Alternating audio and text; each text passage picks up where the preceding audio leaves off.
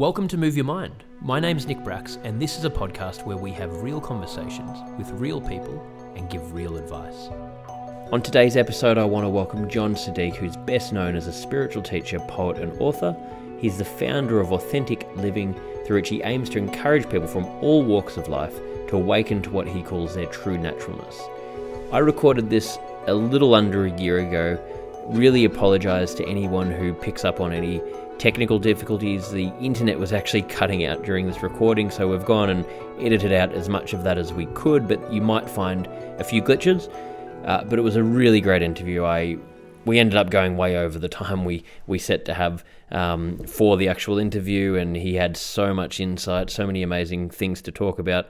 We will record a part 2 of this, so really hope you enjoy. Tune in. Let us know your feedback, and once again, thank you so much everyone for supporting Move Your Mind. The Move Your Mind book is now available all over the world. You can find all of the links at nickbracks.com/book, and you can also join our Move Your Mind community by simply going to moveyourmind.me. And a final announcement, we've actually relaunched Under Bracks. We're donating a portion of each sale to mental health, currently the charity 1 in 5.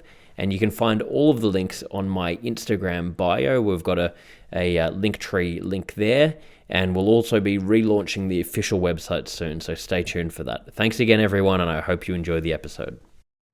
John, thank you so much, mate, for making the time to have a chat on my podcast. It's great to meet you. I always say at the beginning of every podcast, the best thing about doing this is I get to connect with people from all over the world and have these interesting conversations. And I know you've had a very interesting life and are doing some, amazing work. So yeah, thank you for coming and having this chat. Oh, bless you, Nick. It's really kind of you to have me here. And, it's just so nice to kind of come on something where you can talk about something real. I so appreciate what you're doing and kind of knowing a bit about your background and where you've come from and kind of what you're doing now. And yeah, really, really pleasurable to be here, and I just hope your book is going well. How's that going? It's getting there. We've launched it. So I hit a wall on last Friday because we haven't launched it in the US yet, but we did the Australian launch sort of at the beginning of August. And since I've actually been living in New York at the beginning of the year, I've literally been working between 2 time zones, and I've been up all night every night doing Australian interviews. And I got to a point where we did this virtual launch last week, and I had to basically take the whole weekend just off to sleep because everything hit me at once. So it's been good, but I probably need to read the sleep section of my book. Of your own book. And put that into practice. But it's been an experience. It's the first time I've done this, so I'm learning as I go as well about, how to promote it and all the ins and outs of it. But it's been a really, really good experience. Yeah, books can eat you alive if you're not careful. And the kind of now we live in a kind of multi-time zone life, or many of us do. It's really confusing. It's very, I mean, obviously, and maybe after the interview as well, I'm so interested to ask about, your experience with doing this, because it's very convoluted, I guess. There's so many different channels and ways to promote the book. It's like, okay, which way is the right way? What will work? What won't work? How do I do this? When do I? It is kind of confusing. Yeah. I don't think I have an answer to it, but I'm happy to chat away about it.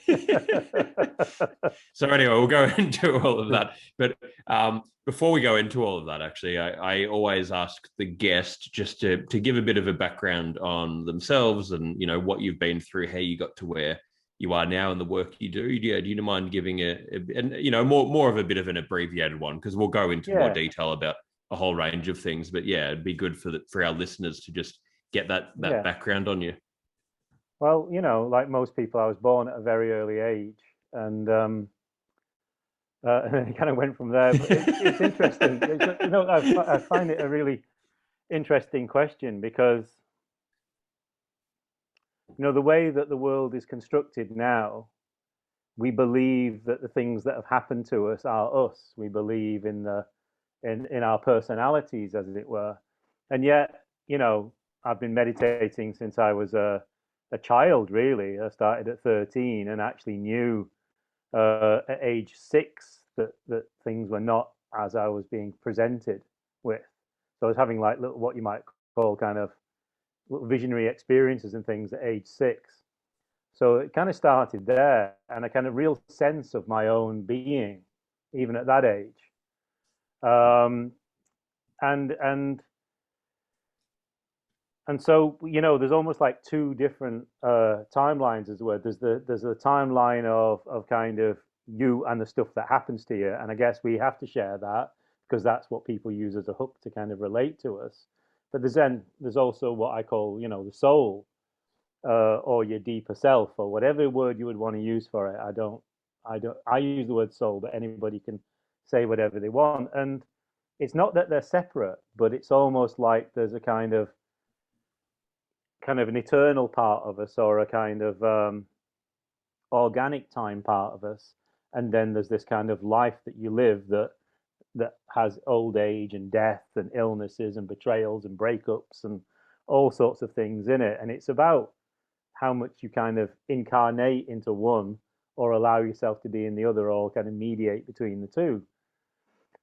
So as I say, I was born at a very early age, and yet I was, I guess, quite old. Um, and I knew that life was just so precious, even at that age. But my story kind of starts before me, in a way, and this is really prevalent to kind of what we're talking about with mental health stuff and emotional health. Because my father, kind of at the age of 17, 16, 17, he was an Indian Muslim, and he walked out of the partition of India with only the clothes on his back. His mother dead, his three sisters dead from smallpox, the Holocaust of what was going on in India at that time. My mum came out of Northern Ireland. My mum was Irish Catholic. I have this joke that my dad was an Indian Muslim. My mum was an Irish Catholic, so it was obvious that I would train in Zen Buddhism. And it's quite handy on stage, that joke. Yeah, But in the end, I've gone past all that stuff. And she came out of a divided country that had been kind of pulled to pieces. And my dad came out of a country that had been pulled to pieces. And they both arrive in the UK and get together. And things that you and I would talk about quite easily now, like healing your kind of generational kind of inheritance and the conditioning of the past and stuff like that. They had no clue about that. And of course, that epigenetically is passed down into the children.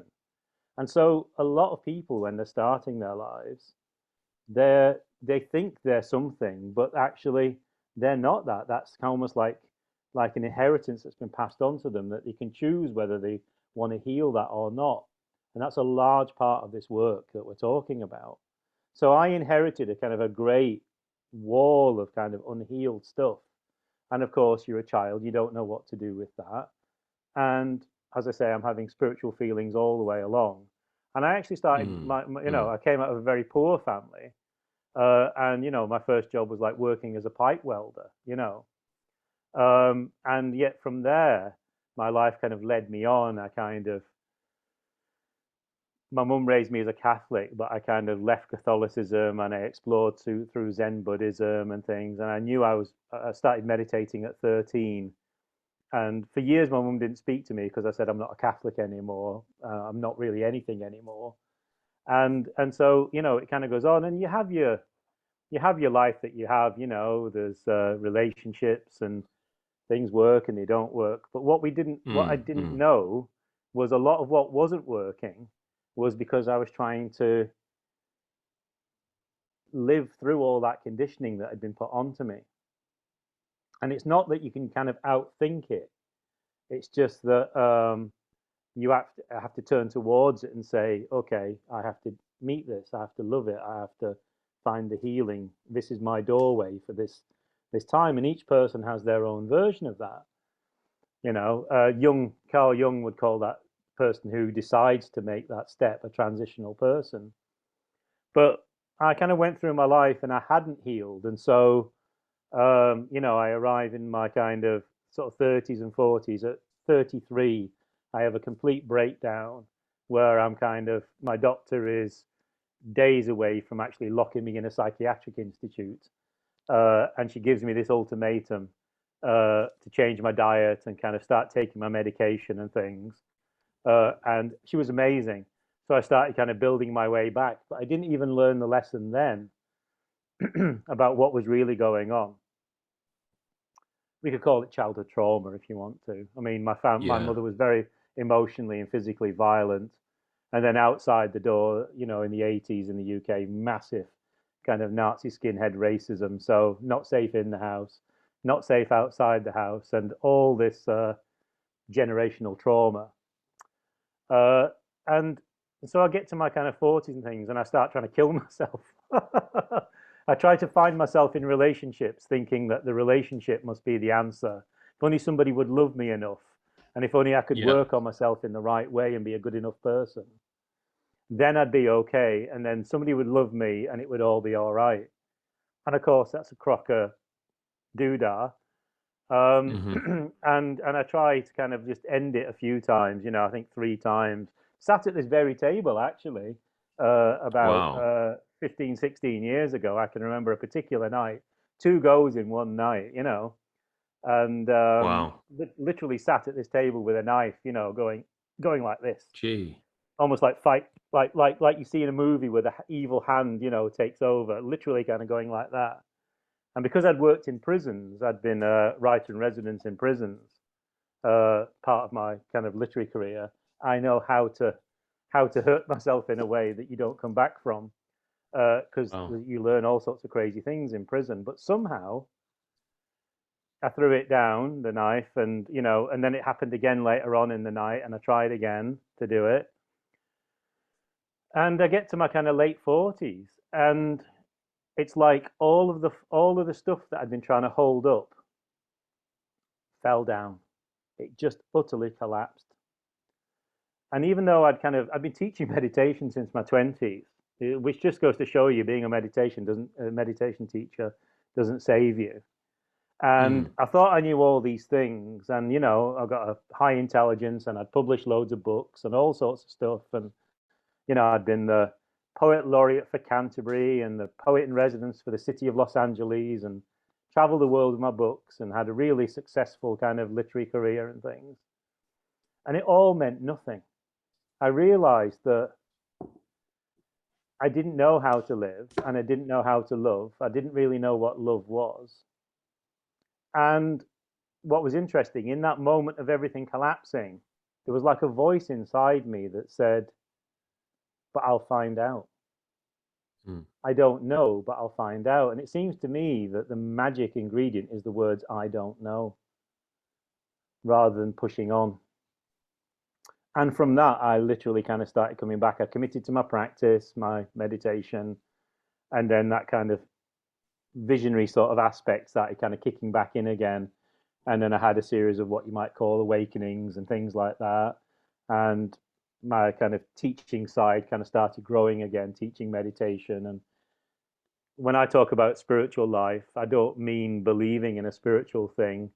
I mean finding out who you really are underneath all that stuff and starting to kind of Yes. live from that truer place in yourself. And there's nothing airy fairy about it because you've got to heal your childhood traumas, your generational stuff. You've got to learn your deep grooves that you think are so painful.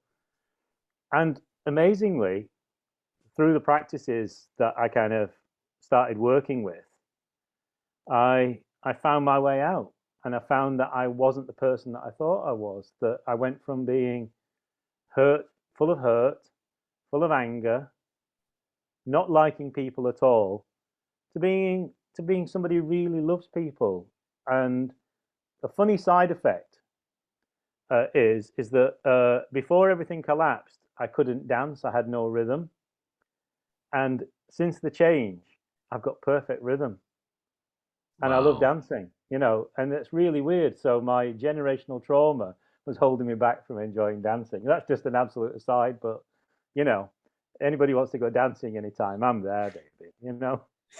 So so what I've done is I've taken all that stuff and I've not said this is my path, I've kind of tried to sift out what's kind of useful, and I've put them together in this book, Signpost to the Spiritual Journey, to kind of offer them to people who, I don't think you can just give this book to somebody and they're gonna kind of go along with it. They almost like have to be at that stage of asking that question. That's almost like the first step, which is kind of, okay, I see all this, but who am I? Who am I Yeah. really in all this? And if that question is actually in the person, then I haven't necessarily got answers, but I've got other questions that perhaps you can reflect on. And I've kind of put that together with also kind of like how to meet your blockages and what you might do about this and what to do about inner child trauma and all sorts of stuff. And hopefully, kind of that will kind of be a nice offering for people that they can find some kind of succor with.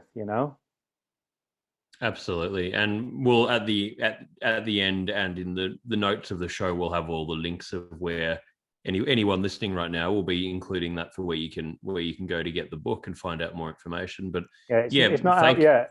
It's pre-orderable, but it comes out in November. But they've yeah, sent me one already. There's one sitting here, which is amazing. it's always exciting to finally see it, I guess, in Oh, person as I was well. jumping up and down, It's absolutely jumping up and down. Yeah. yeah.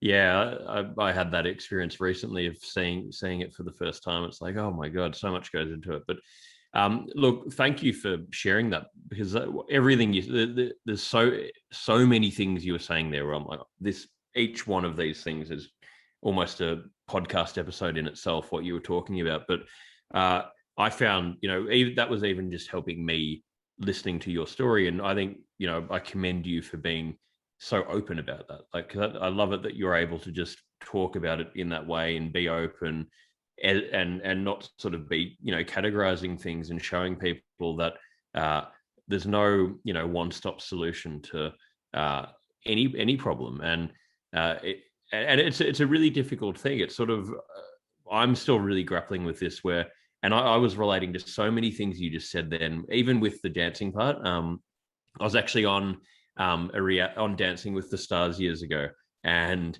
I'm in the creative industry, and I'm good with certain things, but dancing I don't have any rhythm. Um, but I have noticed, when I started working on myself, it sort of opens up another part of your mind. But I've still got a long way to go in that. But I just found that even that part, it's so interesting, because I've all got a, this. I've got a kids dancing meditation. I'm going to send it to you. It's a meditation for kids to dance to help them dance better.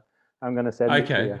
Yeah. please do, mate. Please do. But it's we sort of tell ourselves that we can or can't do things, or think that we can't, but it's amazing how much conditioning there is. And the more you look into it, you start to realize that. And sort of myself, becoming the older I've gotten, the more self-aware I've become, I've been looking back on things and thinking, oh well, that's it makes sense why that happened. Or like you're saying, this generational sort of inheritance of that you of conditioning from family. Like you sort of need to have that awareness to then be able to start making different decisions. But it's crazy how many layers there are. But one of the things, I mean, there's so many things I want to explore in that with you, but what one that I find to this day really, really difficult is, how do you operate between that spiritual side and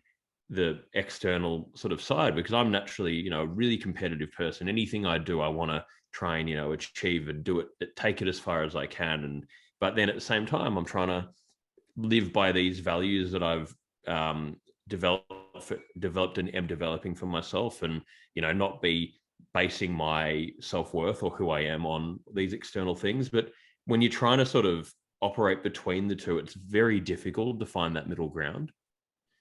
Yeah, Yeah. Yeah, I hear you. yeah, yeah, how can we Well, you kind of navigate need that? to, you have to kind of look at the energy of it in a way. So if you feel into that, and anybody listening, hi, everybody listening, um, thank you for tuning in to what is going to be a mad time, I think. Um, Yeah, if we look at the energy of that, I call that volition. So you're doing a thing. if you notice what happens is it's almost like you move out of your center and into the thing. So you're not grounded in yourself. I call that incarnating. You incarnate into the thing that you think you are. Like you fall in love with somebody and you want to pursue them. So you incarnate into that, but you lose yourself within it. So Hmm. there's kind of really simple, very old, actually, thousands and thousands of years old sort of meditation practices that I can share with you, that kind of show us the kind of not the way back, but we need to kind of learn to kind of be in both places at once. And because we've kind of created a kind of cult of the mind in our modern age, we think we can think our way to everything. So, and with meditation and with spiritual stuff, a lot of people think they just take on another identity and they are that thing. But then you just see them fall over again and again and again. It's like somebody screaming at you, I'm a peaceful person. I'm not Yeah. angry, you know. Yeah. Um, or they're very sweet on their podcast or very sweet on their meditation that they've recorded, and yet with their kids or with their assistant or their staff or something, they're an absolute bleeding nightmare. And so, Yeah. so faking it ain't gonna get us anywhere. So it all comes back to us admitting that we have not a problem, but there's things to work on in the first place. So the fact that you're Yes. brave enough, for example, to say, I have this happen to me, that's the doorway to change in itself. And it's the same for anybody. Like you said to me, it's really brave of you to talk about those things. When Mm. I talk about those things, I'm not wanting our listeners to say, hey, that John Siddique, what a cool guy. He talks about all those things. I'm not trying to build my ego from it. All I found is that by not talking about those things, it ruins your life. By not healing those things, you don't have a life. Yeah. And so, if I can kind of, by just being open hearted with people, kind of say, here's my story, here's my example, yours is yours. I can't help you with yours, but at least there's somebody else in the world. Then, Yes. you know, but what we've been told to do so much by our society is to turn everything into an identity. I'm a person whose mother did this to me. I'm a person whose father did this to me. I'm a victim of this and I'm a victim of that. And we add it to our egoic identity, which doesn't mean the thing didn't happen to you, but carrying it around saying, this is more me, doesn't heal it either. Hmm. So it's Hmm. up to the individual to kind of understand for themselves that they can choose another way, you know? And what I always say is the thing that looks like the problem, inverted commas, is actually the doorway to the thing itself. So let's Yeah. try Yeah. a little experiment. Let's try a little experiment, okay? So if you and everybody listening just join in with this. Notice that place where you kind of lose your sense of self when you move into things, right? If you just feel into that, you'll probably notice that your energy kind of goes up and into your head and then tries to move outwards like that. So that's one thing. Now, what a lot of people do when they try to meditate is they try to forcefully pull themselves back. Now, that doesn't work. That's just creating a violence against yourself. But I want to just show you a really quick magic trick. Ready, Rick? Just put your hand on your heart. Yep. Put your Hmm. hand on your heart and allow yourself that kind touch and allow yourself the feeling of aliveness in your body and tell me if you notice the difference. Yeah, definitely. Well, it just feels more connected. It's Yeah, sort of that's it. it's it's a warm, more connected feeling, and Yeah, I know exactly what you're talking about there too, because it's like I observe this as it's happening where I'm when I do am in gratitude and working just not based on what other people are thinking, but just you're feeling aligned. You feel this very nice, warm, peaceful feeling, and but then you feel like this extreme anxiety and tenseness come on when it becomes about all of these other things that are not to do with you. um, and yeah, it brought me that feeling. yeah. So if you stay in yourself, in this Hmm. way. And I literally have to put my hand on my heart 100 times a day and feel my Right, feet on the right. floor. And then I've learned to actually just feel the life energy in my body. You can tell you're alive. Yeah, So you just feel that. That's not a magic trick. It's not going to suddenly make everything disappear and you're going to get well. But because you're actually standing on the ground, you'll be able to look at the mental health difficulties that you've got, or the depression that you've got, or the losing it about this piece of work that you've got, or this mess that you get into with your relationship all the time. You'll be able to actually stand there and look and say, oh, actually, I keep going into that and I get myself lost. So then you can actually ask yes, the question, so how don't I do that anymore? So the yes. question is always the road home. It's not knowing the answer. It's always the question that's important. Yeah, I think that is yeah, I love that, and that's the thing. It's like not about us trying to probably ever. Well, I mean, what does that mean? You can't in life ever reach this end goal. It's not black and white. It's not this sort of it. You're growing until the day that you die. So it's sort Yeah. of not The like we're question I trying would to. ask, Nick, is who Yeah, put that goal in your head anyway? Your idea of what that goal is. That's more conditioning. that's conditioned. Well, society's conditioned it. Our parents have Yeah. conditioned it. Basically, you wake up in the morning and open your phone and you're getting conditioned. So you've got to be then so strong in your own set of values and how you want to go about it, because otherwise, I guess we're going to get sucked into it. But I mean, as you were saying that, it was sort of reminding me. I've been living in New York for 6 months, and I've been exposed to probably people on the very extreme end of capitalism. These people in finance trying to make money, and it's borderline terrifying when you get in conversations with some of these people, because they've had on the external level success. So they, and I'm observing it as I'm talking to them, because they've gotten to that level, they're then able in that environment to have quick access to anything they want, everyone validating them. And you talk to them one on one and you see there's just nothing there. But what I observed is it's almost, it's dangerous having that success without the personal development, because the more success they have, the further they come from humbling themselves to actually make that change, because they believe that having that is means that they don't have any other problems and don't have to address it. So it's like it's sort of, and I've seen it happen in so many walks of life. And then, as you said before as well, a lot of these people will be saying, they'll say, I'm meditating, I'm doing this, and forcefully, I'm turning it into a competition, but not actually doing it for any reason other than to try and brag about it. Where it's just like um, a Yeah, weird the thing. ego, it's like believing the ego is the end in itself in a way, and it kind of manifests whatever way it kind of comes out. So you've got all the money in the world, but actually it's of no use to you because all you're going to do is think that you need the right car, or you need the right kind of trophy partner, or you need to be seen in a certain way, or the bespoke suit or whatever. And there's nothing wrong in having a nice car, and I love a nice suit. Yeah, don't get me wrong.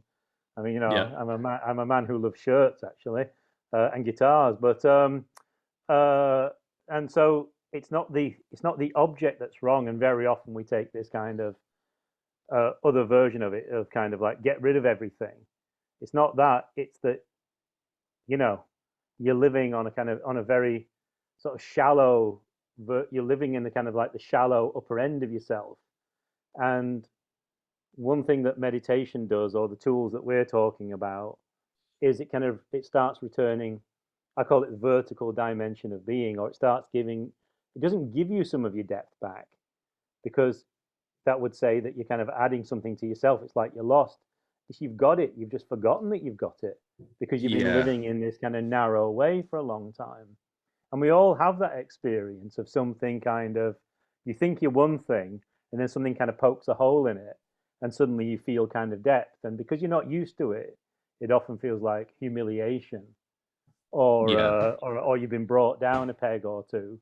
Whereas if you, as you sort of practice with like the simple meditations in the book or whatever, mm, you find that that that you start kind of just understanding that there's more of you. And then because you get that, it's like your natural compassion, your natural empathy, your natural ability to kind of see more clearly because you're on the ground, in yourself, begins to kind of open up more. And then you look at all these cars or whatever it is that you believe is you, you know, and you go, well, why am I doing that? Exactly. Yeah. Can you remember? I don't know if you had this in Australia and the US, but in the UK there used to be a phenomenon on a Saturday afternoon called 50 quid guy. I don't know if you know this. So for I some don't reason, know that one. Yeah. you know that, and you'd see people walking around the shopping mall, and they'd spend 50 quid on DVDs or on special beer or something like that. So every week, they spend their 50 quid on something that's kind of Right. like, it's like having gin as an identity. Do you remember that? For a while, everybody was kind of posting on social media about gin, and it's like, you try to make things into your identity. Yeah. Yeah. I drink craft beers. I do yoga. I'm a meditator, man. I read spiritual books, and I'm really into this guy, or I'm Exactly. into this woman. And it's and while there's nothing wrong with any of those things, they're not you. You know. I'm not doing a very Yeah. good job of selling a spiritual book here, by the way. No, well, I'm loving everything that you're saying here, but yeah, it is that weird thing of and again, going back to like even these people, some of these people that I've met, these things, even when like they'll see that you're like, they're like, I want to get into exercise or do this or do that. And they turn it into this aggressive thing of trying to beat you at it. And it's like, hey, I'm not competing. I'm like just trying to, Yeah. but it's a never ending thing. But yeah, to be even, I had this moment last week because I'm in Vancouver at the moment and I lived here for a year and a half. And I love this place because it's just so beautiful and you've got mountains and it's a city in a forest. I've never lived anywhere like it. And I was sort of walking through on like towards a mountain and just thinking, hey, hang on, like I don't really need that much to be able to just live here and have access to this. And this makes me happier than any amount of money and all these things could give you. And it's just here. It's like this is available to everyone. All of the important things that we can get out of life are pretty much free. They're available to everyone, and we make it so incredibly complicated to try and get this so-called happiness or get to that level when it's just available to everyone right now. It's like Well, it's it's because crazy. we believe in a dualistic system. That's what the kind of core of that is. So everything must be either or, and even in what we're talking about right this second, it'd be really easy for somebody listening in to kind of think, all right, well, I'll get rid of all my stuff then, and it doesn't mean that, Yeah, yeah, the stuff's okay, and not having the stuff is okay because it's not about the stuff, it's about the deeper dimension of your own being, basically, and even if you're in New York and there's no nature around you at all, and you can see like one dandelion sticking up through the pavement. If you're in the kind of right heart set, I don't want to say mindset because I actually think it's a lot more to do with the heart than the mind and what we're talking about, especially mental health stuff. It's more to do with mm, your heart, and um, and you'll see that for the wonder that it is. But you're a wonder in yourself. Each of us is a wonder in ourselves, not because we go around telling people we have this car or that car, or we're an actor, or we're a teacher, or we're a special person this way, or we've written a New York Times bestseller or whatever. That doesn't mean yes, anything at the end of the day. Yet it's lovely. There's nothing wrong with achievement in the world, but it's just an achievement in the world. At the end of the day, if you haven't got some soul in yourself, if you're not living from your inside out and you're living through all this trauma stuff, generational trauma, thinking it's you, or other kind of stuff. There's a word vasana in Sanskrit, which means well-worn grooves into which everything flows. And so we mistake those things for ourselves. And unless we kind of learn to be just here. Thank you so much for supporting Move Your Mind. We're expanding the offerings of the organization, and we're tailoring everything we do to suit you guys and to try and answer to all of your needs and the questions that you send in. The book is available globally. You can find all of the links at nickbracks.com/book. And we've just released the Move Your Mind community. We've currently got a men's community group, a women's community group, a general group. We're going to be loading up other groups, and you can find all of the links at moveyourmind.me. This group's been created based on the needs of what we've heard and learnt throughout running Move Your Mind. And we have live events. We've got courses. We've got huge amounts of value, the ability to share information, share ideas, work in groups together to grow and share your learnings, to learn about different topics. You get email reminders. There's a whole lot of features in there. We're constantly updating it, and we're so excited to share it with you. You can find all of the information about it at moveyourmind.me. Which is not a mental thing at all. As I say, it's more to do with the heart. Yep. Then we're lost all the time, really. We're always going to be looking in things when actually we are just here. So, and duality is always going to say it's this or that. And that's what you're seeing now playing out quicker and quicker. You're either for us or against us. You either vote like this or you vote like that, and then in a kind of like a really kind of crappy, false way, we think that the way of overcoming that is to kind of be this kind of false kind of middle where both those things are allowed, where actually both those things are totally destructive. And the middle ground is also destructive. And the only thing back is awareness and consciousness. That's the missing ingredient. It's not allowing those kind of surfaces to have their sway. It's returning always to awareness. I didn't know whether to talk about this or not. I've just had a very sort of strong example of this. My oldest friend killed himself a couple of months ago. I managed to heal out of my past. My friend Chris didn't. I'm so sorry to hear. He was the most amazing visual artist and things. And he'd been in this cult as a young guy. We both had been in this kind of weird group. And I kind of got out and healed myself. And he'd never got himself right. And what we've been talking about always trying to push into something. He took himself so far away from himself that, and it's interesting to kind of almost like look at the mechanism of suicide, because you can go so far away from yourself that the only place to go is into death to try and find some space. That's kind of what happens in a way. And because the person isn't kind of communicating with you about their pain, or they've cut themselves off. Chris went through this period where I hadn't seen him for a couple of years because he'd literally cut himself off from everybody that cared about him so that he could kind of keep pushing into this, I'm going to find my answer. I'm going to find my answer, and it's over here. And he went so far that he's not here anymore, and we don't realize that the space that we're actually seeking is already inside us. But of course, if we're burning with pain, burning with things that need healing, I'm not playing it down in any way. I'm not just saying you meditate and everything's all right. Yeah. It's a lifetime of work, lifetimes of work. It never ends. But by meeting it today, you've already met it tomorrow. You do the work today. You don't worry about, am I going to be all right?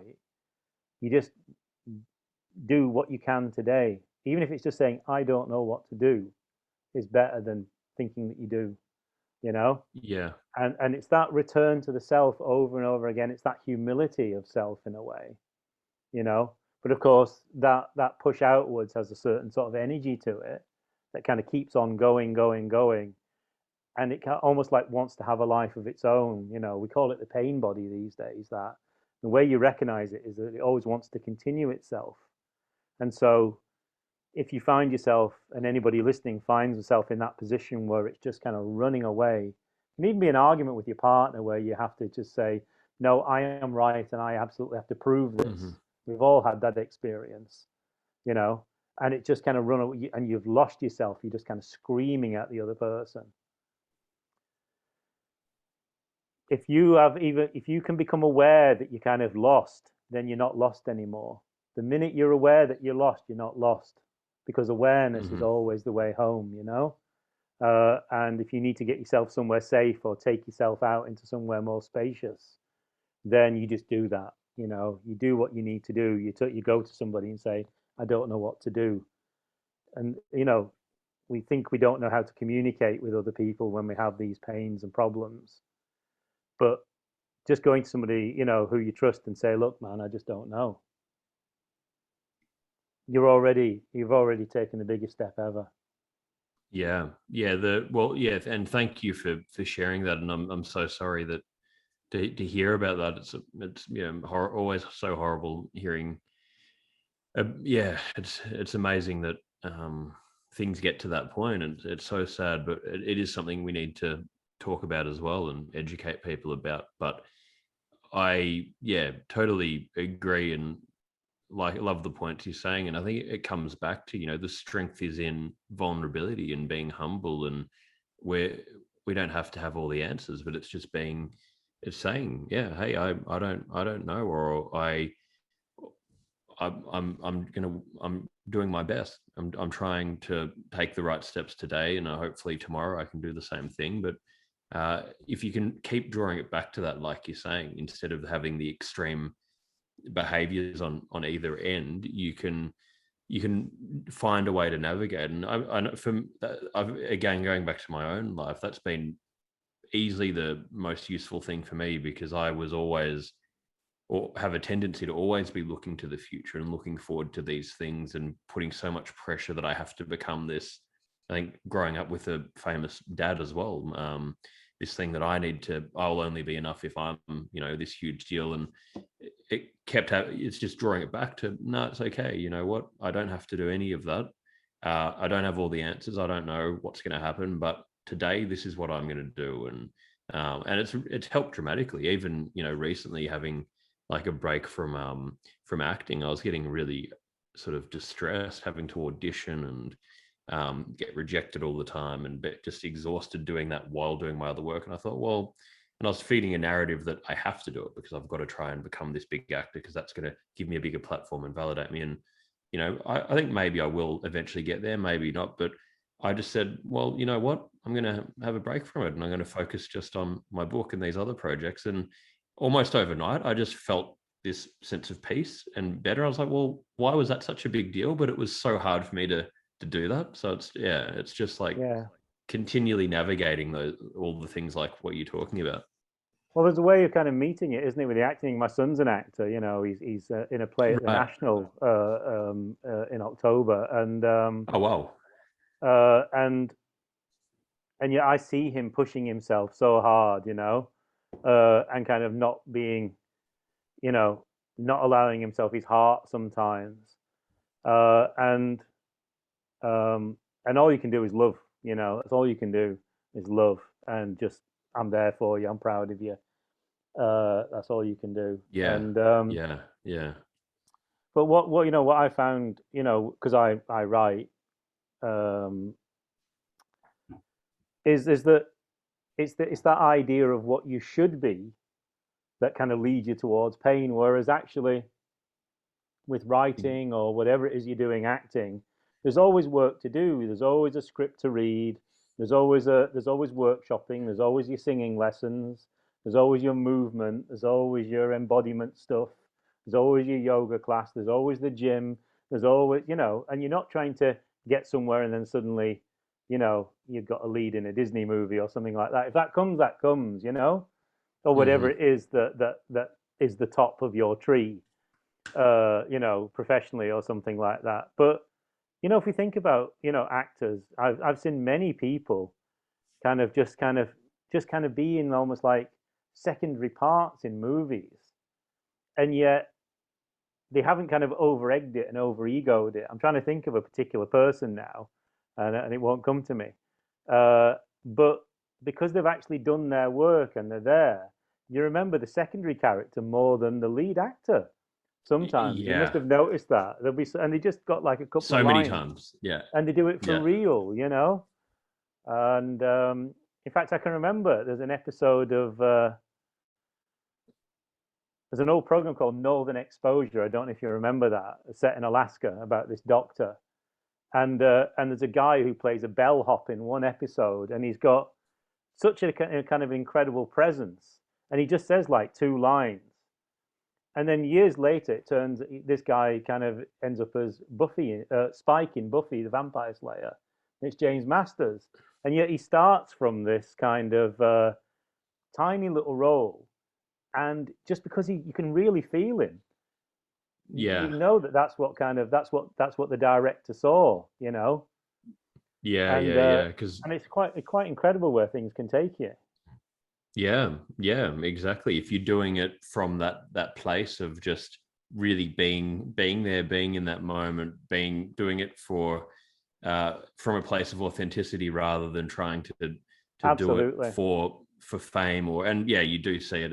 I guess it's probably a good example of a lot of the broader things we're talking about.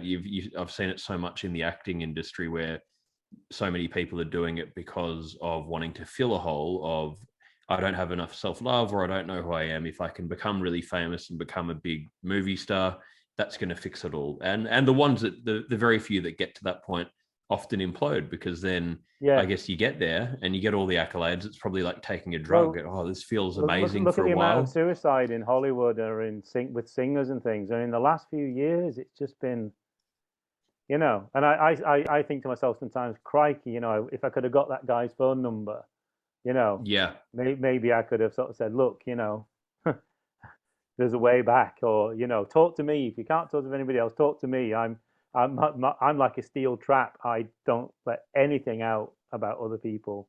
You know, I keep things in confidence. You know, and Yeah. Yeah. Yeah. and I just wish people had somewhere to turn because you see that outward movement. I've got to be famous, or I've got to be this, or I've got to be the best at this, or if only somebody would love me, or if only I had enough money. And it just keeps going outwards, and that is the movement of duality, Hmm. and it's the kind of the return to wholeness. It's not oneness, it's wholeness. We have wholeness in us. That is always the way back. You know, what is the step towards wholeness for me? And I think what you'd find with what you're talking about is if you kind of give up that forced dream, that conditioned dream, then the universe can surprise you. Hmm.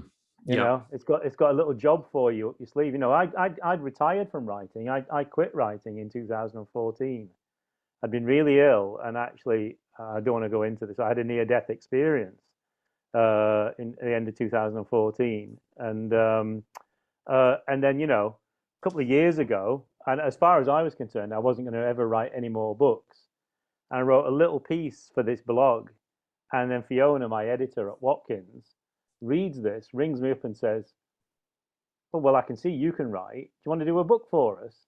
And now we have the book. You know, it's coming out in Wow. November, and it was Yeah. never planned. I said I would never write another book, and now we have one. So, I love that. and you know, and yet if the ego part in me was like, you know, but why is my deal not the same as Prince Harry's? You know, well, is my book deal not $20 million? You know, because you're not in the royal family, Yeah. mate. Nobody's Yeah. Yeah. interested in you, you little meditation teacher.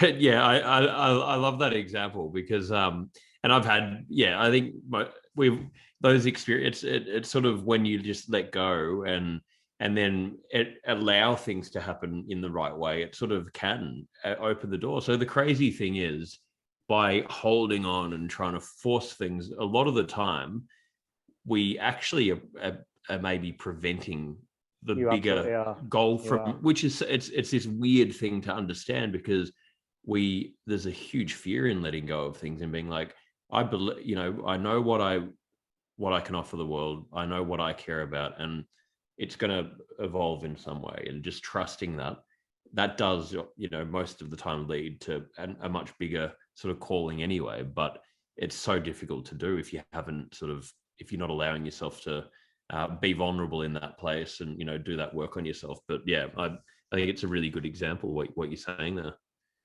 Yeah, that whole thing around letting go, that's really problematic. That's part of the ego structure, which is quite interesting. In that Actually, we've got, I've got this tattoo here. The middle one says let go of Oh, things. So I've got a because I've got a few Arabic ones because my oh, dad's wonderful. background's Lebanese. So I got all of these little messages over the years that I got to Can remind you read myself. Arabic? Can you read Arabic? I can't, so maybe it doesn't even say let go. It could Well, say no, some other. because I'm looking at that, and I'm sure that one says, yeah, two portions of fries and three lamb kebabs, please. Yeah, exactly, mate. It was a drunken night, and they told me that it said the right message. Yeah, Have you seen I had it valid. there's a bunch of TikTok videos of this Chinese woman reading people's Chinese tattoos that they've had when they're on holiday and actually telling what it says. It's just the funniest thing. That's hilarious. Yeah, because yeah, on a drunken night out in like Thailand, getting a tattoo and hoping that it's one thing and it comes out as yeah, exactly, That's exactly. right. Absolutely. Uh, Absolutely. there you go. But yeah, letting go of things is such an important thing. It sort of yeah. If we just hang on to stuff, it's never the solution. Yeah, and I mean, what I was wanting to say was, letting go isn't what we think it is either. We can still even meet letting go, the words letting go, with a sense of ego. I have to let go. So, Yeah, so yeah, immediately you're holding on tighter to the thing because you're making it, yeah. you're such a hero to have to let this thing go. I have to let go. And you have to put your Yeah, hand then on your it forehead becomes and this. swoon a bit. Then it becomes a It's this thing. overwhelming thing, I Yeah, guess. If you do that, it's yeah. like, oh my god, what? Yeah, Which is where do I why begin here? I don't, so I don't go that way myself. What I always try and do is invite people just to kind of come back to that feeling of life in them, hand on the heart, or uh, just kind of being aware of the space of the room around yourself. And what Yep. happens is when you come back to yourself and your depth, then there's not an egoic letting go. There's a kind of an opening up, which then just says, "Oh, there's these things. I'll just put them down if I need to put them down, or I don't need to carry them in this way, or oh, that's not what it appears to be at all. That looks like the Yes. answer, but it's just something else." So it's almost like transcending rather than, again, see, letting go can still be duality. So returning to Yeah. wholeness is always, I think, an easier way, but we're so invested in that kind of needing to be the hero of our own kind of drama, Hmm. that we kind of Yeah. that we're always having these terrible things. Like, I went to the supermarket and did the shopping. Okay. But Yeah. or I've let this difficult thing go. Okay. you know or I have to let it go, and the more you say you have to, you don't let it go. Yeah. And would you say also like a thing that I've sort of really or talked about quite a bit in my book is sort of really, when we can become more self-aware and identify, what are my values? What do I really care about? And for me, I, quite a while back identified, well, I just want to help people in the area of mental health. And what I always draw back to, because when I'm getting on a tangent of I need to achieve this or do this or become this big actor, or I draw back, hang on, my value is just I want to try and help in the area of mental health. And if that means today, all that is this conversation with you, that's great. That's amazing. If it means in 5 years' time I'm speaking on a stage in front of 20,000 people, okay, cool. Or maybe it won't be. Maybe I'll just, if I can just help one, but so it doesn't really matter how it happens. If I draw it back to my value is I'm just going to every day, it might be a conversation with someone at a coffee shop, but that's the value. Then you can keep drawing back to that, and it takes you out of that sort of results based thinking. Would you say that's like another tool that people can use to sort of help draw you back into that? I would also, because I wanted to ask you a question with that, if you don't mind. Sure. Where does that value come from? Is that something because your mum and dad are good people and they've instilled that in you? or is there some, even if it hasn't got words, if you feel that value in you and you feel the space Mm. behind it, where's that coming from inside you? Yeah, So it's where's it it's where's it's it a really coming from? Is it an imposition or is it part of your soul? probably both, to be honest. It's probably, I think part of it is part of my soul, in the sense that, similar to what you were saying, I've always been, to my own detriment growing up, very self-aware, I guess, and questioning things and thinking differently, and then looking at the world and being like, hey, I don't get it. Like, why can't people just be open and talk honestly and be vulnerable? So there's that side where I really do feel like that's there, but then there's definitely also another side where it probably is about, trying to, coming from pain or difficulty, traumas that I've been through growing up, or whatever it is. So I would say it's a little bit of both, if I really was honest about it.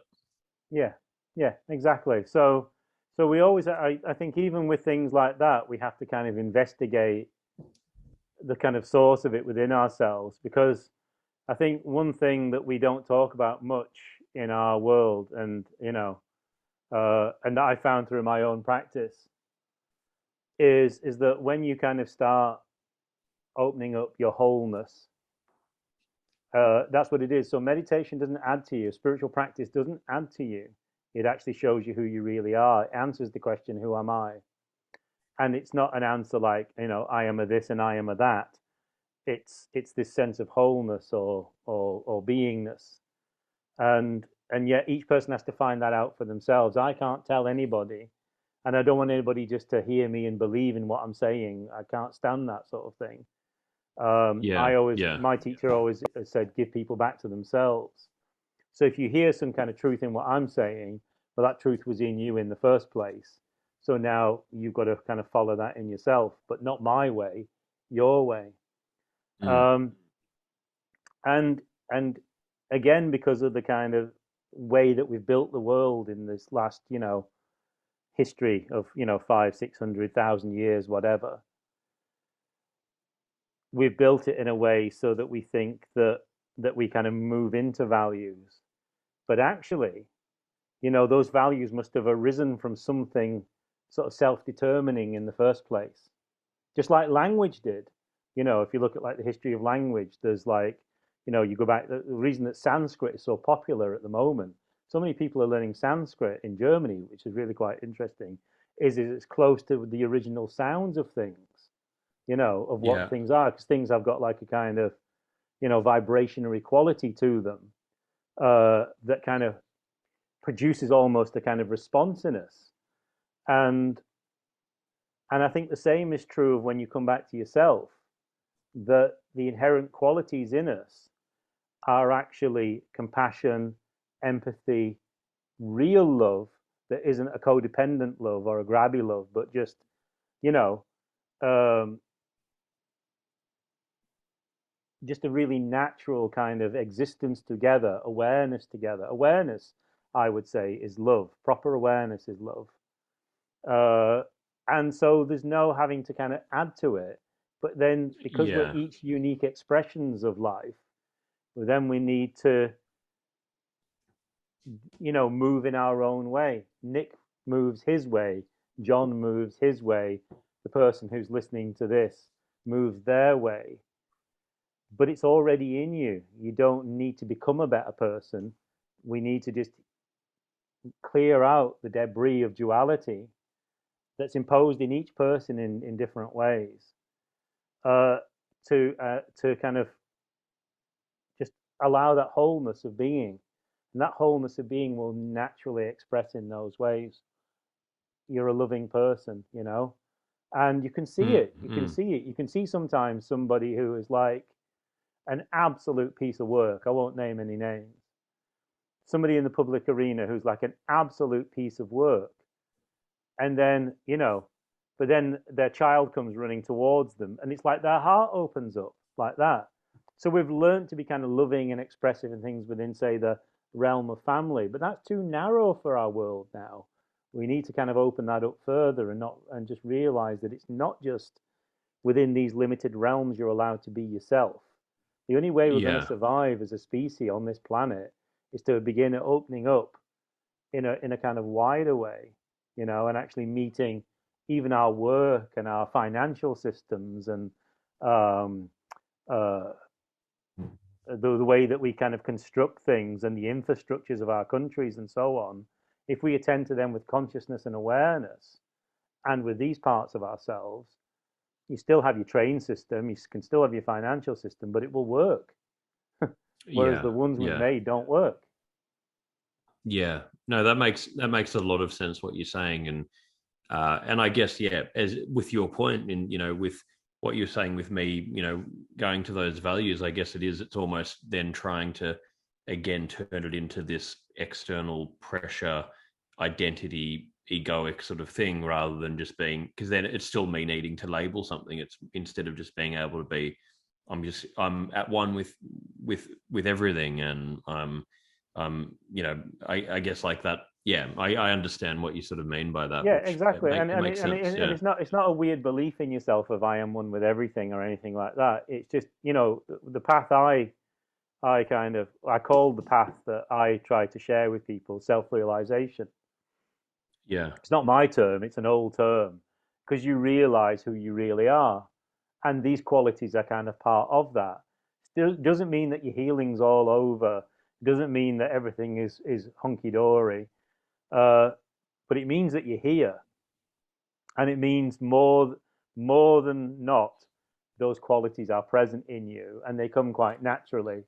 You know, and yet, you might have somebody saying to you, your agent or something might be saying to you, look, Nick, you need to be selling your book here, so you've really got to play the mental health advocate, you know Yeah. or Yeah. okay, we need to sell your book, so play up your fame, you're on Neighbours, you're on Dancing with the Stars or whatever, play that side up. And there's nothing wrong with that as long as you keep your heart, you know Yeah. and so it's always this kind of crazy dance. Again, there's a Sanskrit word for it called Leela, which means the dance of the form of your life. But you have to be at home in that, you know?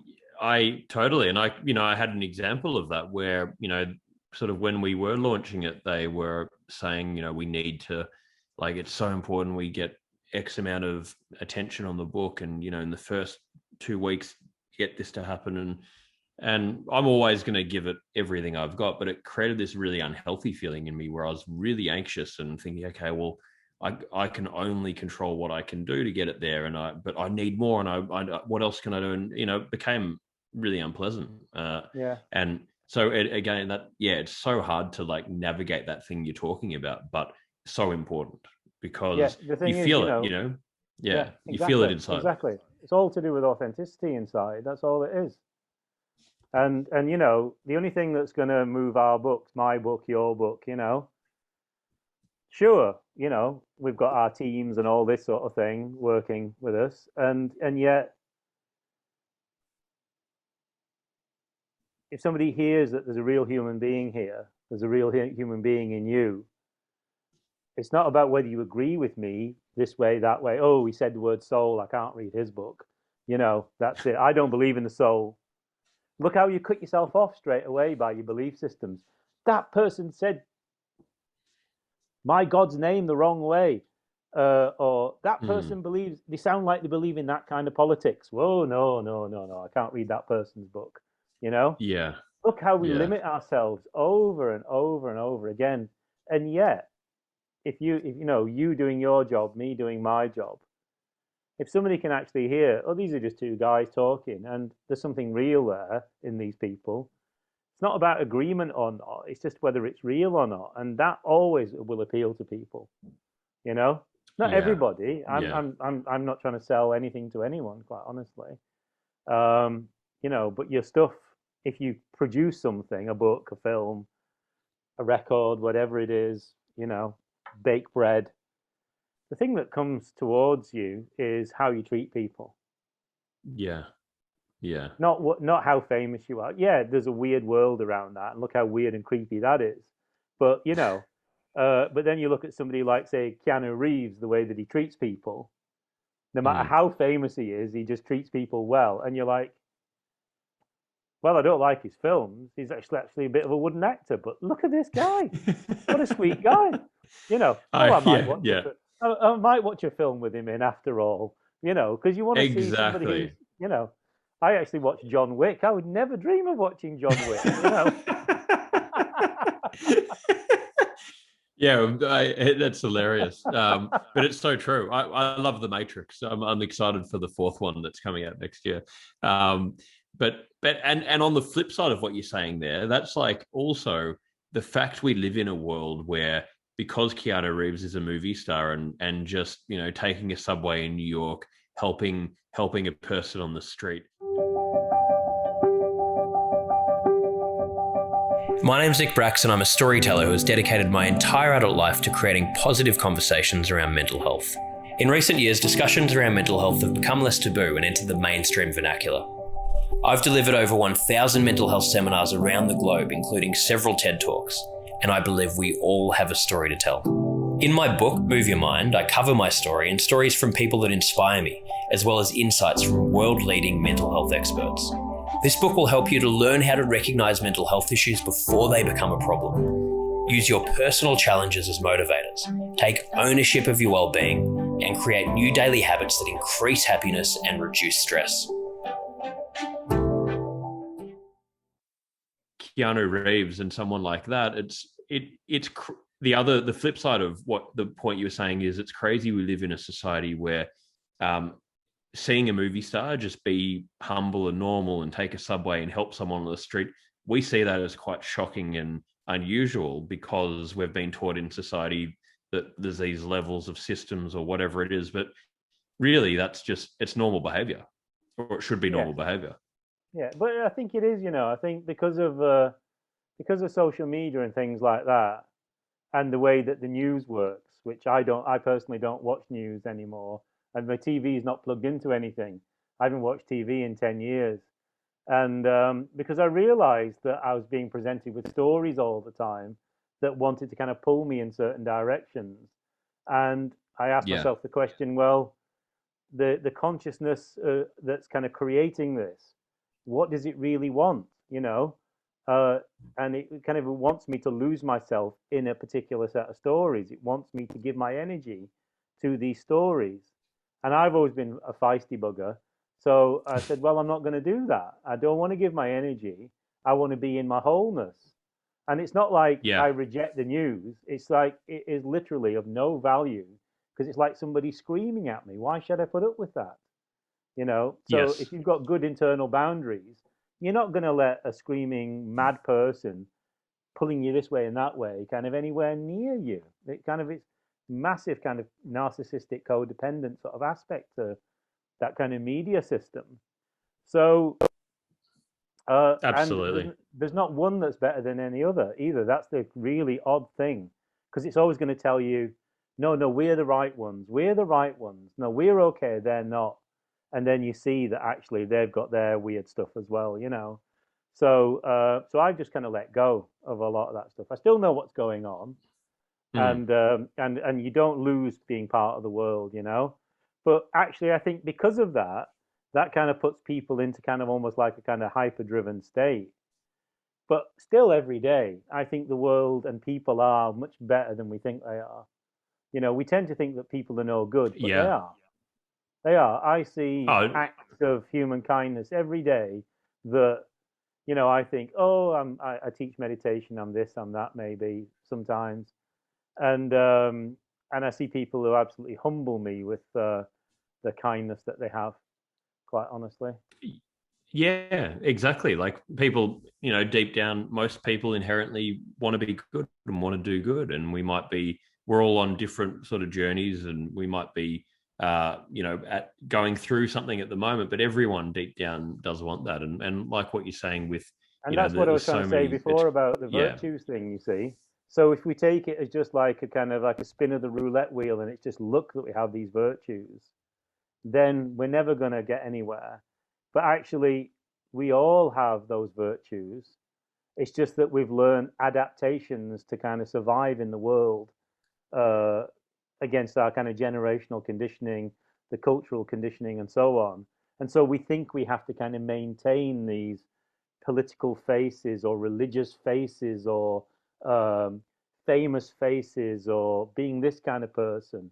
You know, I'm into this and I'm into that, and we actually believe in that so much that those values don't get a proper chance.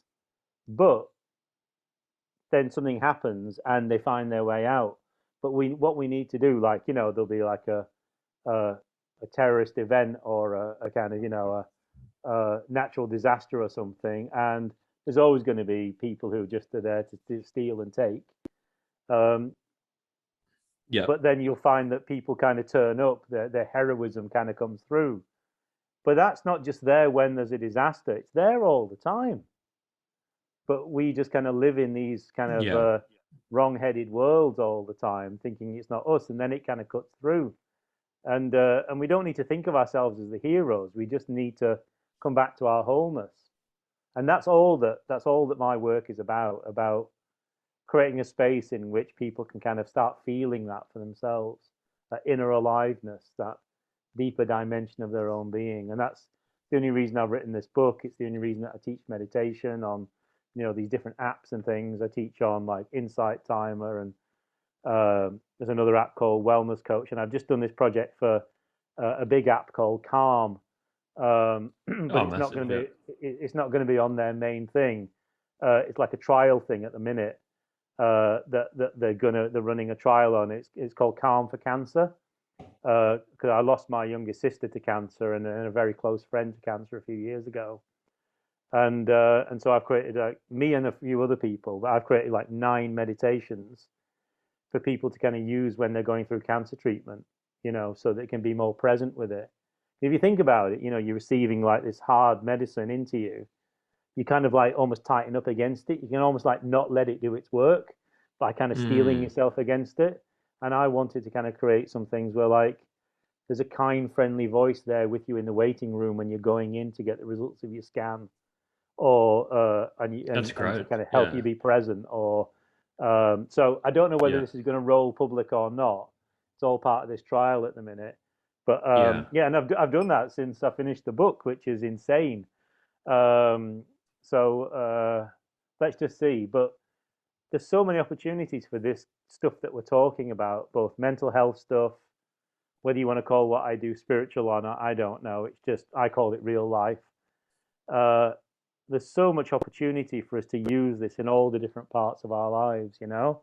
I mean, what you're doing, you know, if somebody has a kind of chronic illness, sort of looking after your mental and emotional health is absolutely paramount. And in summary of what you were saying there, I think that's so important. The message you're saying, where um, it's not about, like there's a lot of people that sort of try and act as a guru of I've got this method or follow this or this is how you're going to find all of the answers. It's and as you're saying, whatever you want to, however you want to interpret the word spiritualism, it's really actually about just quite logical things that you're talking about. But how do you get back to this place that we all have in us? So you're not trying to say that you've got some magic formula. You're just guiding people to get to this place, this natural state that is available to all of us, which I think is Absolutely, a really great absolutely it thing, is, and and it and makes and makes and perfect sense. Yeah. yeah, and having worked in prisons and things like that, as kind of, I've had the most amazing kind of strange career, both as a kind of literary writer, and I published 7 books as a literary writer, and then this is my first non-fiction book, Oh, and all kind of, all with kind of decent publishers and things like that, and like I said, I've, traveled the world with it and stuff, which has been such a blessing. But I've seen people who perhaps we might think of as being like the worst people in the world in prisons uh, change, when even they didn't think that they could change. And it's not because of any kind of wishing or anything like yeah, that, but because at some point, it's really interesting when you work with lifers, for example, that they get to a certain stage and they realize that they're in there for another 20 odd years or 30 something years, or maybe right the way to the end. As I've met a few people who are never going to be let out of prison, for example, and they kind of meet that in themselves and they start saying, okay, well, how do I make a life? who am I really? I was living Yeah. through all this other stuff. It doesn't take away their crime, you know. Yeah. There's a saying in prison in the UK, which is "do your rip," you know, which means you've done the crime, you've got to pay for it. And I'm firm on that actually. Yeah. But still inside Yeah. you, Yeah. there's healing to be done, you know, and there's Yeah. perhaps reconciliations that can be made. And so whether you kind of think of yourself as like, you know, a meditator, or you think you're the worst person in the world, and you've even kind of had an ego identity around that, where you've like, I can hurt people with my, you know, I can crush Mm. people with my bare hands or whatever. I'm not frightened of anybody and all that stuff. There's still the way home for everybody, you know, and you kind of see Oh, it. You that's really see it, powerful. Yeah. you know, you see it over and over again. Nobody is Yeah. out of sight. Nobody is out of sight. Yep. That's all, you know. I'm not It's saying really it's easy, powerful. Yeah. but nobody's out. Yeah. Yeah. Nobody's away from this truth, quite honestly.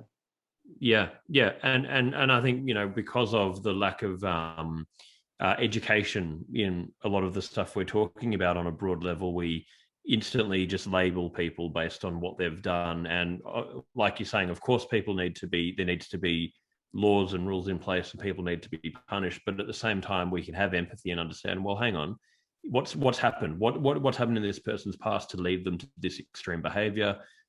What's underneath that? How can they're still a human, and there's probably a reason why they've acted out. So we can try and understand that and have more empathy, and realize that people underneath, there is there's something under there. Yeah, I think in a way, it's not down to the culture. We can all think what we want about somebody. That person is the worst person in the world, and they should get the death penalty or whatever. We can all think that, but the person themselves who's committed the crime, or they've kind of got themselves into that place, it's their work, you know. So if they have this Yeah. realization, they might still go to the Yeah. chair, you know, Yeah. or they might still spend all Yeah. their life, the rest of their life in this place, or end up over here or end up over there or whatever. It's not some magic formula. It's just the difference between being a human being and being kind of out of that ecosystem, uh, or being lost. That's all that it is. It's being lost in the Yeah. identity, or actually back as a Yeah. human being.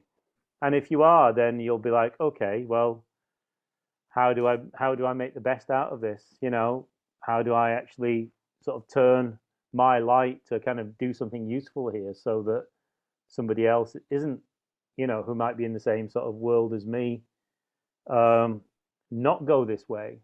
You know, I've seen lots of stuff like that. I did some work with, you know, Homeboy Incorporated in Los Angeles. You know, Homeboy Inc. Yeah. I think I've heard of that.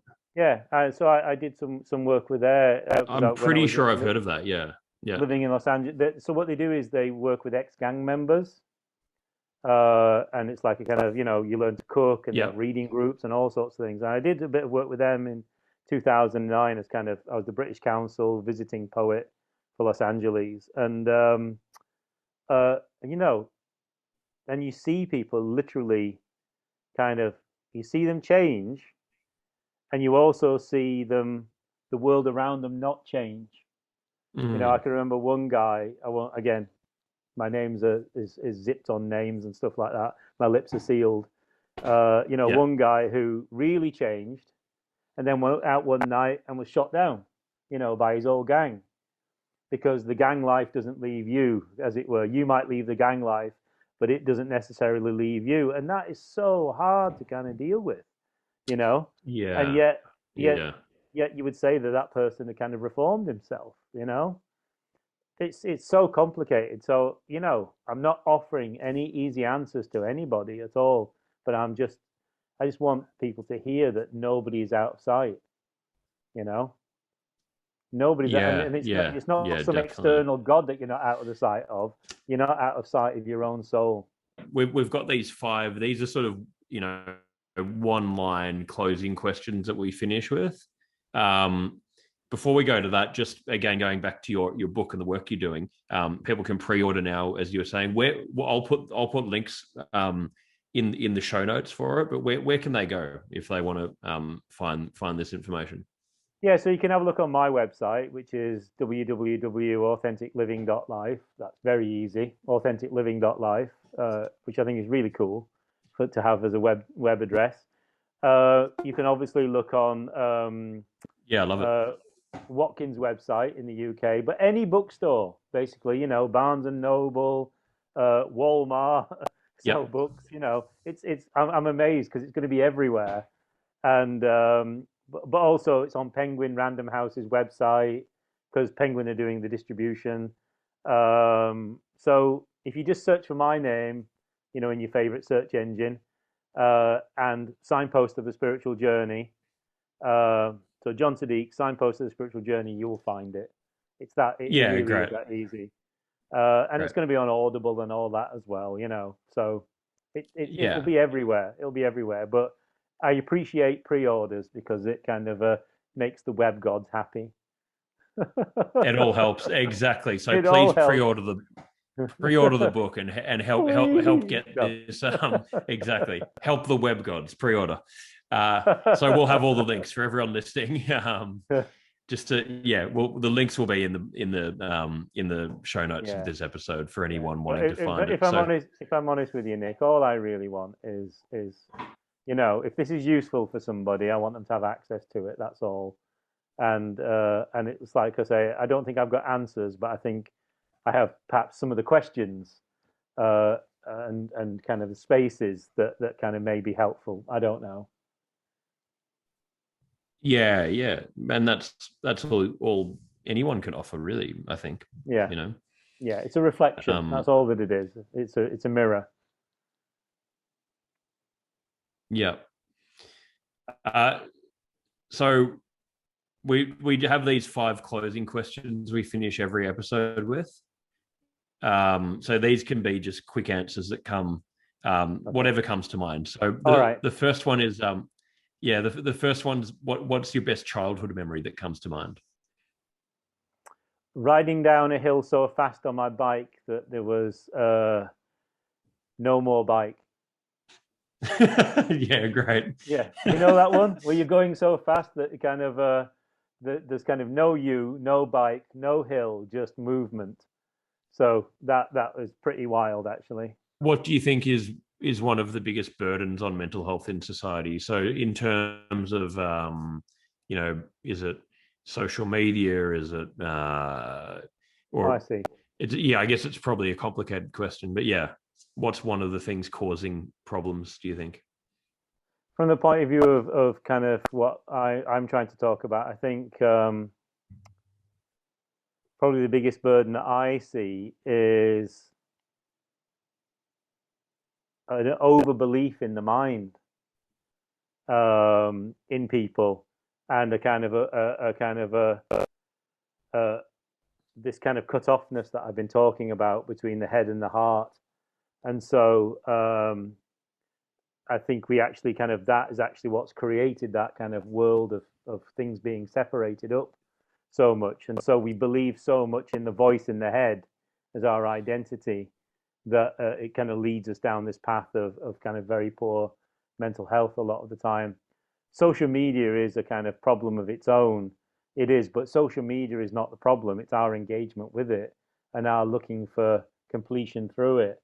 So if you're looking for completion through Yeah. something that isn't really about your heart and soul and well-being, then that's not there to serve you. And so you have to kind of come back to not serving yourself in a selfish way, but just come Yeah. back to yourself. Yeah. Come back to yourself. That makes sense. And what would you what would you say is your personal definition of happiness? It's Personal definition of happiness. There's so many of them. Honestly, I'm just a basically happy person, which is really quite odd because I used to be so miserable. It's hard to remember being the misery guy. yeah. I've got a beautiful Fender Stratocaster, Yeah. but my wife will kill me because I've mentioned the guitar before I've mentioned my wife, and so my wife. But I like just being. Quite honestly, I can enjoy myself just being. So and it's not an effort. I'm just here. So I just like being here on the planet. Quite honestly. So anyway, the final question is just, what is the most courageous thing you've ever done? The most courageous thing I ever did was say that I don't know. At that point when things were falling apart so badly that I just didn't know if I was going to take another breath. And to say I don't know, and then to stand back up, not in as in to try to make myself into somebody else, but to say that I would find out what this life was really for. I think that is the kind of axial point in my life, and I don't want other people to have to get to that point. I want by, if God or the universe or whatever you want to call it is kind of on our side with this book, I just hope that I save somebody a tiny bit of pain, or that they don't have to go as far down the road to the end as I did, and that they can actually see and turn back. But I know how stubborn we are. So, I also see how we kind of keep on going until there's nowhere else to go, because that's what I did with myself. But when I fell down, something in me said, I will find out. I will find out what love is. I will find out who I really am. And I don't care if I die from doing it. Because there was literally nowhere else to go, And so I wasn't brave or courageous. Something in my spirit was. Something in us is. If you left it to me in my mind, I am not courageous, but my soul is. Yeah.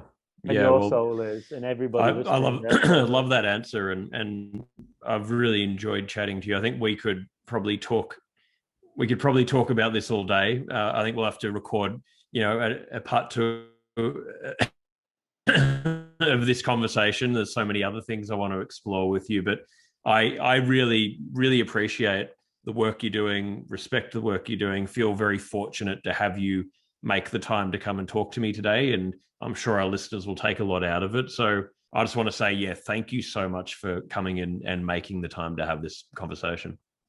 Oh, bless you, Nick. You're an absolute gent. So it's an absolute pleasure to be here. And I just want to take a second and just thank everybody listening. If you've tuned into this and you've got to this point, well, bless you. I'm so grateful for you. Thank you so much. Thank you, mate. Yeah, really appreciate it. Thank you so much. Thanks to John Siddique for joining me today for Move Your Mind. And just another reminder that the Move Your Mind book is now available all over the world. You can find all of the links at nickbracks.com/book, and you can join the Move Your Mind community by going to moveyourmind.me.